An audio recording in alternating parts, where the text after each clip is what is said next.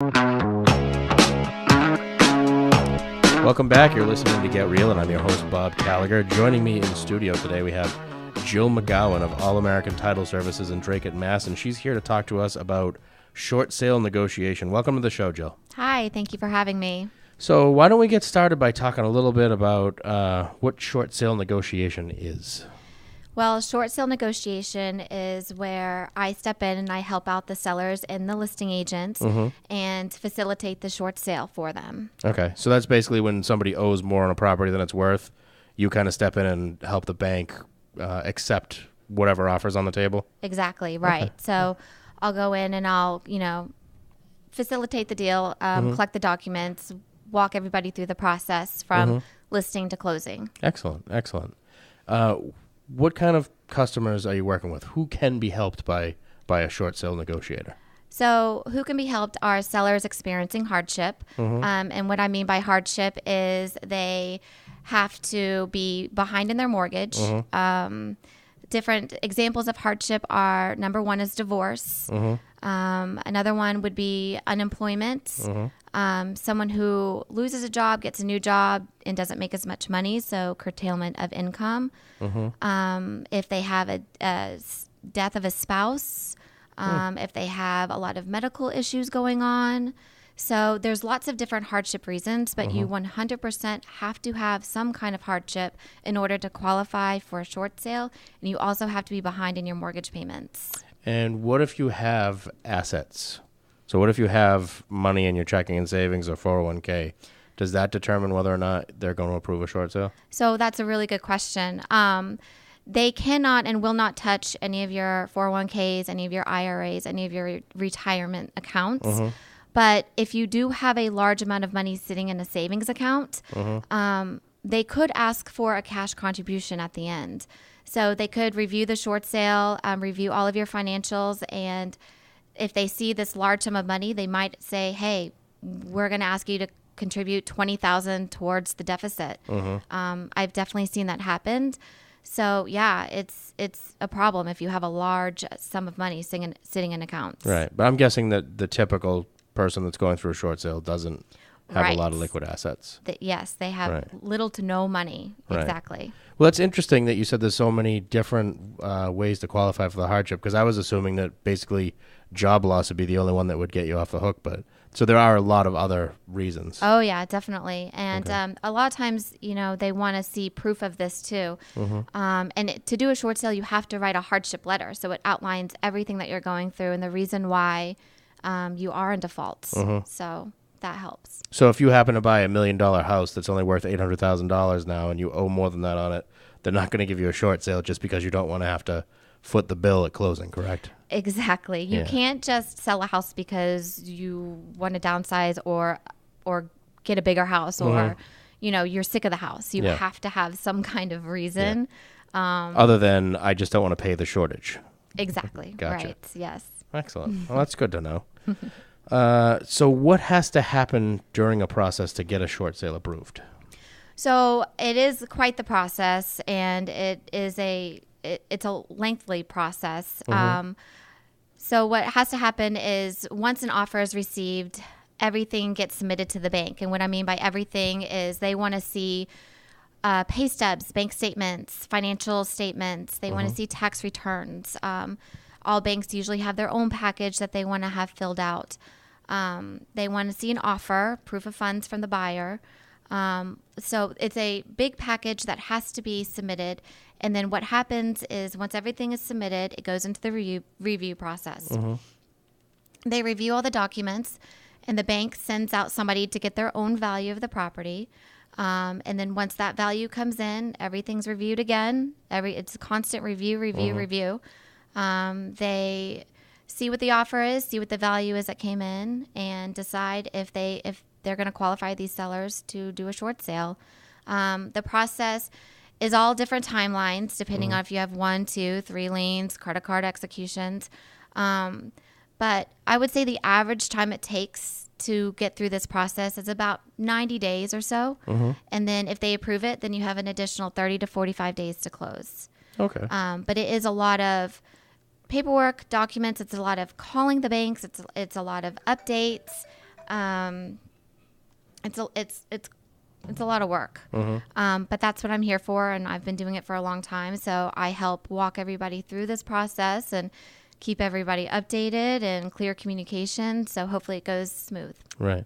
And I wanted to call attention to one thing, because a lot of people might not realize this, but in order to get a short sale approved, you actually have to have an offer on the table, right?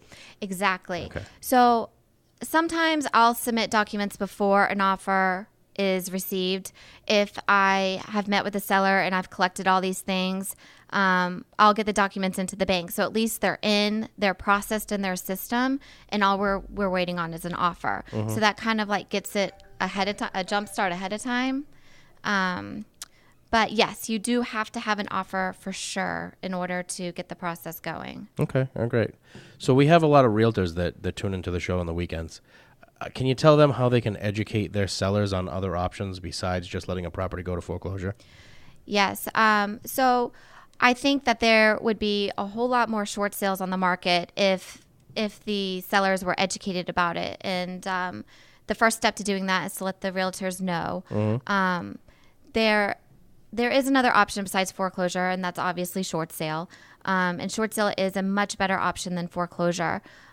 With a short sale, these homeowners, it won't take a big hit on their credit.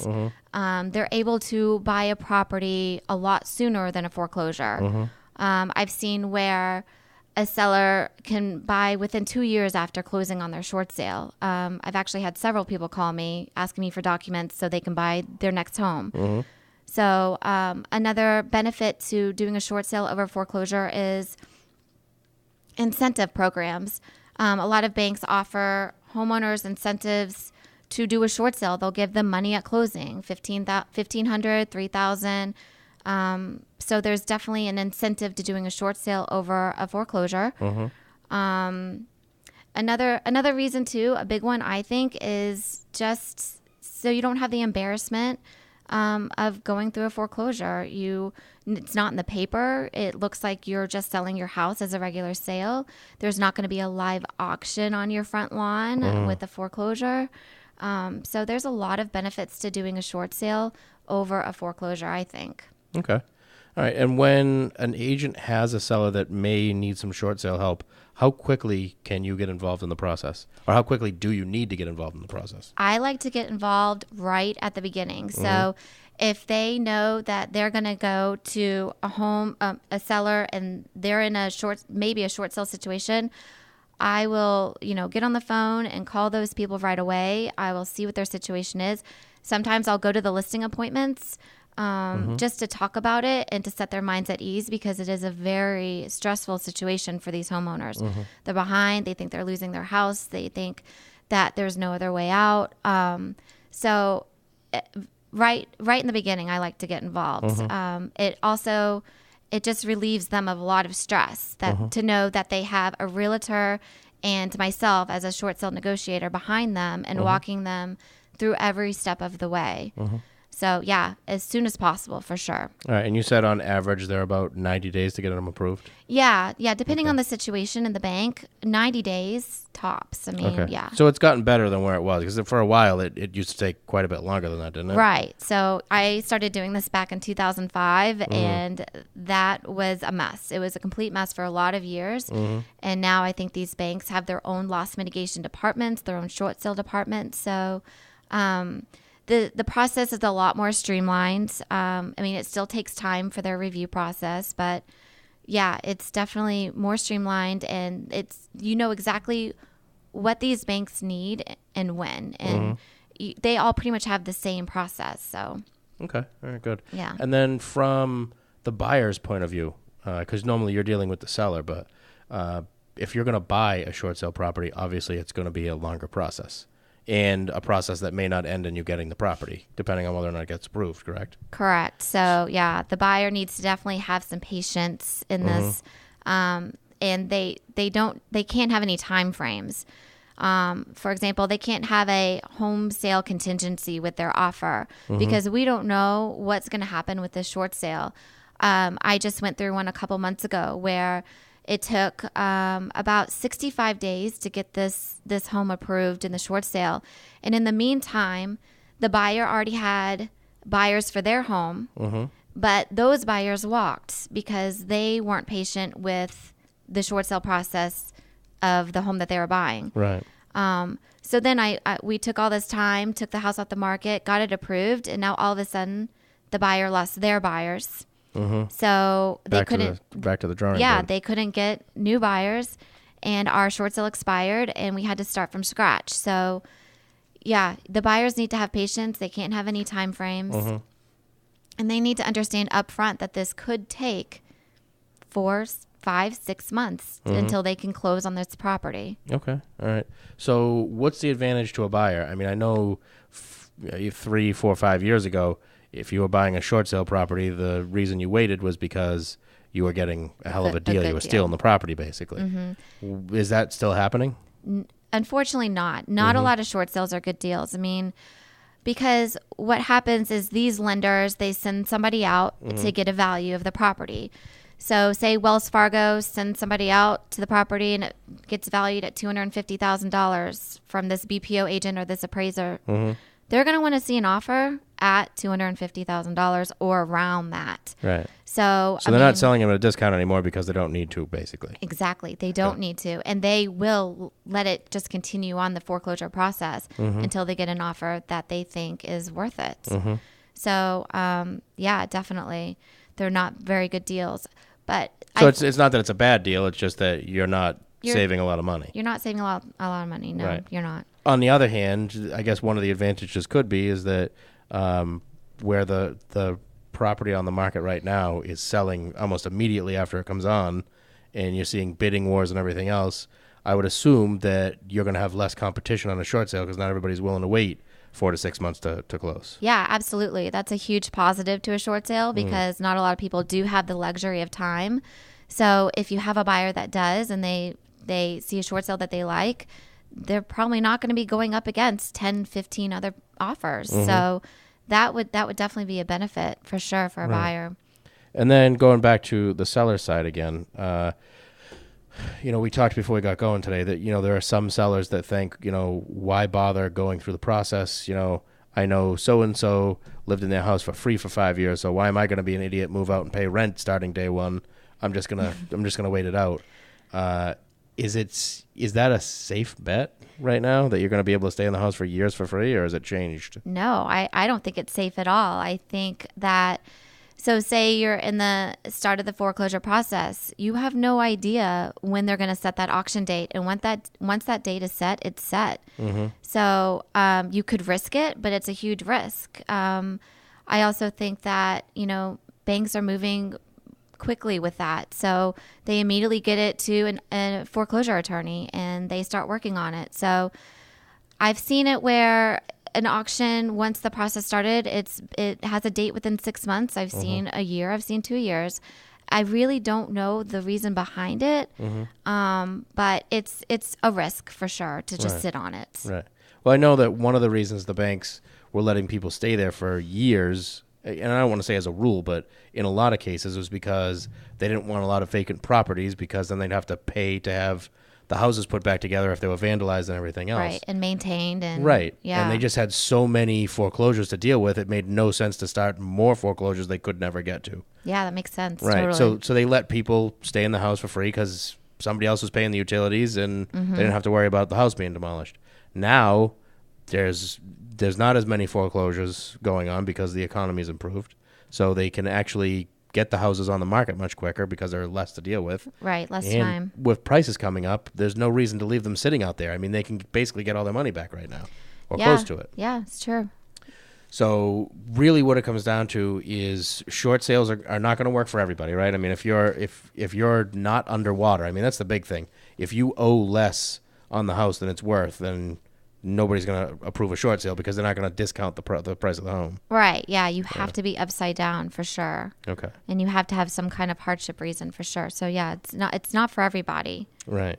Right. So why don't we talk about, kind of how this mess all started? You said you started in this in 2005, right? Yeah, I did. So anybody that's involved in real estate in any way knows that there was a huge run up from like '02 to '06 in prices. Everybody wanted in the real estate game. Everybody was doing those no doc loans or stated income, stated asset. Crazy time. They were buying more than they could possibly ever afford, and they figured, hey, worst case, I end up selling the property when I can't afford it anymore, and I make a profit, and I go on and do it again. Right. Unfortunately, the musical chair stopped in 2006, and a lot of people got stuck with properties. I mean, the values. I remember 2006 was kind of the beginning of the end, but by 2008, I mean, it seemed like everything had ground to a halt. Prices were cratering. We had years worth of inventory on the market and no buyers. Yeah. But that's just not the case anymore. I mean, it just kind of rebounded about 4 or 5 years ago. Well, it's kind of funny because a lot of the short sales that I've negotiated over the years, these properties were purchased in that 2003 to 2007 timeframe. Right. I mean, even still today. So they bought at the top of the market. Top of the market, right. And, they overextended themselves. They have these crazy mortgages. They have these... the mortgages where... The negative amortization, right? Yes, exactly. Yeah, they call them option arms so that they wouldn't have to say negative am. Yeah. Exactly. So, a lot of them are from that time still. Right. So, I mean, and I feel that there's always going to be hardship. There's always going to be sellers that are facing financial difficulties. So, I get the question asked a lot, are short sales still around? Yeah, absolutely. They're still around. I mean, I think they'll always be around, maybe not as much as they were before, but people are always going to be experiencing these things. And if agents and sellers were more educated about the short sale and the short sale process and how it can really benefit them, there'd be a whole lot more. That's for sure. Right. So for anybody listening right now, how can they reach you if they have clients or if they are a potential client that could use your services? Yeah, absolutely. Just give me a call at 978-452-0050.